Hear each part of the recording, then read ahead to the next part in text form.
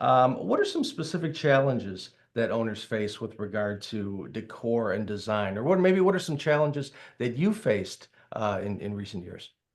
Yeah, I'll say I think Sharon may have touched on two questions back, but I will say not say famously say, but I told everybody I don't want my laundromat to look like a laundromat, and so that's my biggest challenge is because we always say, nobody wants to do laundry. No one in their right mind wants to do laundry. And so I said we want when people come in, we want them to not, we don't want them to just kind of you just talk about like the weird colors and or the reds and the yellows, more aggressive colors. Where we have the calming of blues and the greens and white and things like that. And so I'd say just staying up to date to me is just making sure your laundromat does not look like a laundromat.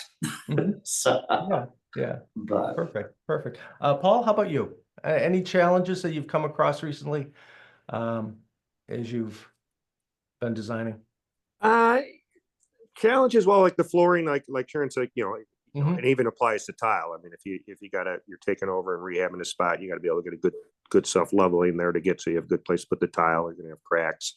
My challenge has always been, Chicago being a cold weather market.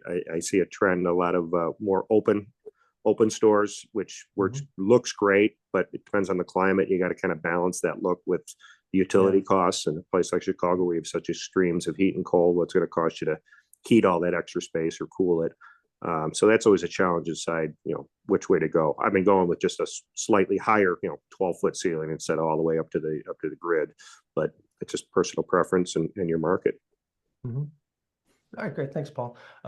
Sharon, how about yourself as far as challenges to the design of a laundromat? I think a lot of it has to do with where your utilities are coming in. So we're talking about like a new build, like a build out or a ground up build, one of the two. We've Hmm. the store with the picture here behind me, what that was a ground up build. We took a vacant lot and built the building the whole 9 yards.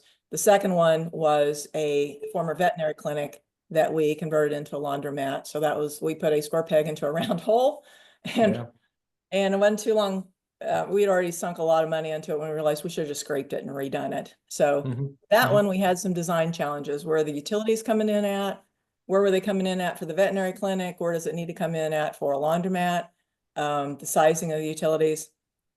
But mainly we had to completely redo everything because of the venting of the dryers.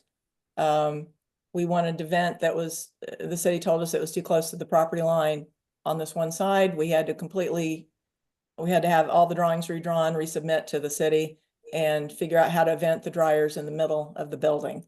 So Oh, it was hideous, it was ugly, and it cost us at least 6 months and a lot of money. yeah. But where your utilities coming in, where can you vent? Where can you do air intake? That one also, air intake's coming in through the eaves.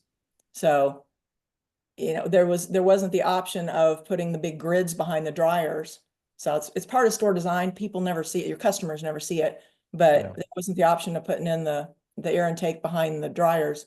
It's coming in over the ceiling from the eaves. Mhm. It works great. Um, but where your utilities are coming in at, and what was my other one? I had another one.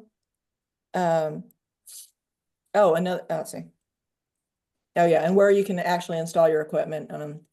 You're gonna have to, if you're big washer extractors, you got to have deeper concrete, right? Well, where are you going to be able to dig out that, and where can you put them in? Just the whole layout and everything. Mhm. Also, and I'm not sure which question this would fall in, but one thing that I don't like when I go into a store is when they have there's a certain brand that builds these um, prefab bulkheads that are really tall. And Mhm. I can't see over that. And that, to me, that's like a safety issue, a security issue. So when you're Mhm. designing it, think about how tall your washers are. They're already pretty tall, right? Do you want the super tall bulkheads? The idea is that you can walk through them. Mhm. Ones we have, we just take the tops off and set them to the side so you can still walk through them. But Okay. think of it from a security issue. And if you are fully attended, can your attendant see what's going on in the back corner? Yeah, you've got cameras, but you want your Right. customers again to feel comfortable. So that's kind of it's a design issue. Right. Avoiding those blind spots, I guess. Yeah, you're gonna Mhm. have some. It's really hard Mhm. to, maybe not when you're looking at cameras, but think about the person on the floor and think about your customers.